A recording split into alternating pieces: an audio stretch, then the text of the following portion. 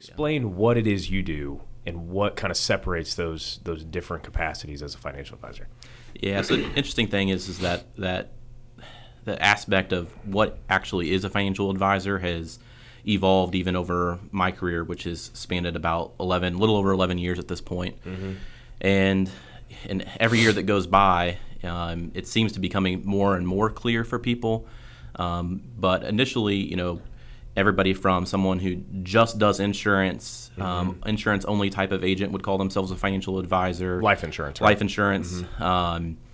Anybody that did anything like buying and selling of mutual funds for clients, and that's it. That's all they did. Some people, some of your moms, dads, grandparents might consider those people brokers. Mm-hmm. Would be called financial advisors. And then, as time has gone on, we've evolved into this thing where kind of the big term out there is fiduciary. Yeah. And so everybody's told to look for a fiduciary, but nobody really knows what fiduciary exactly is or what it means or what makes just you a big one. word. Yeah, it's just a big word. And so I spent a lot of time explaining that to folks, but the essence of what I do in a fiduciary aspect is I have to do what's always right by the client. Mm-hmm. Now, the SEC has particular rules around what a fiduciary is and if you can call yourself one and whatnot. But really, at the end of the day, it just boils down to the fact that from an SEC standpoint, you're not charging commissions, so nothing that you sell or provide is commission-based. Mm-hmm. So everything is advice-based. Okay. So when you manage money for folks, it's more on an annual type of fee as opposed to a transactional type of basis. Mm-hmm. So for me, first and foremost, it just comes down to management of assets are secondary to what we do, and then primarily really focusing on your plan.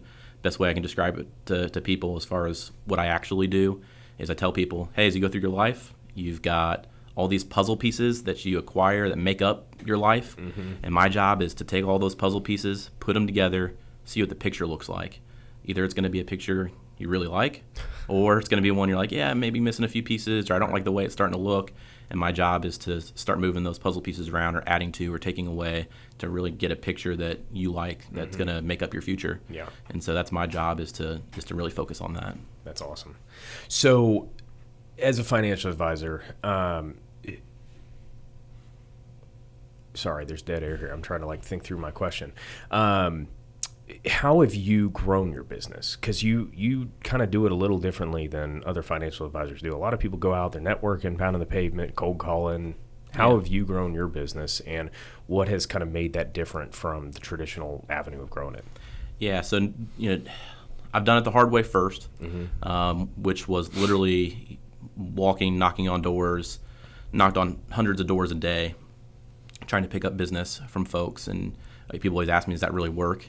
And tell them it right? did. Yeah, it did.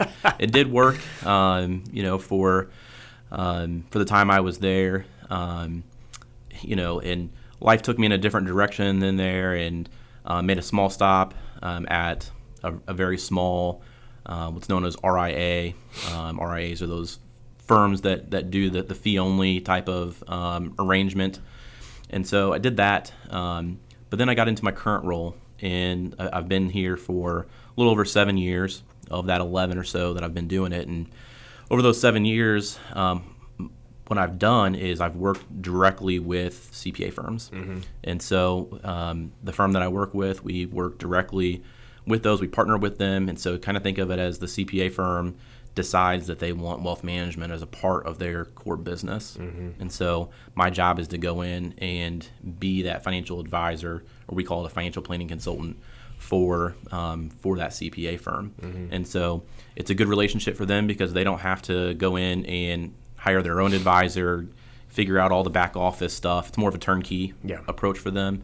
And so they kind of get the revenue from it without the headaches of everything else. Yeah. And so we take on that role. And so I'm responsible for that role in many CPA firms around the country. Mm-hmm. So you, that fits right along with what you were saying about how you help fit those puzzle pieces together. It's almost kind of being a tax strategist too, right? Because especially with the type of clients you work with, you got to figure out how to mitigate those tax liabilities, right? Yeah. So the best way I describe it to folks is that normally with a lot of financial advisors, you sit down and you're kind of looking at what did the investments that they're doing, what kind of return did I get on those?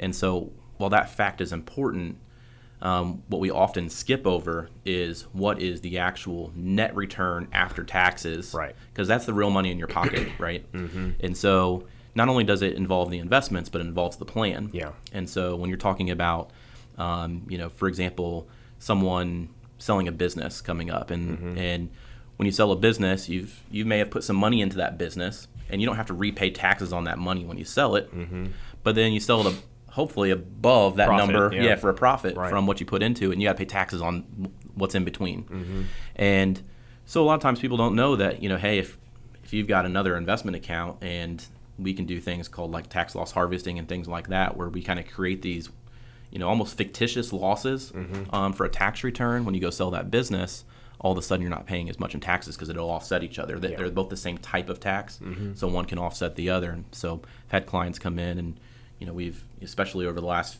few years where the markets haven't been as good, being able to kind of do this tax loss harvesting strategy. They sell their business or sell some real estate that they have or whatnot, and surprisingly, they actually end up with more money in their pocket than what they thought they were going to have. And so to us, it's more about the strategy of, how do we actually impact your bottom line, not just the return that makes us look good.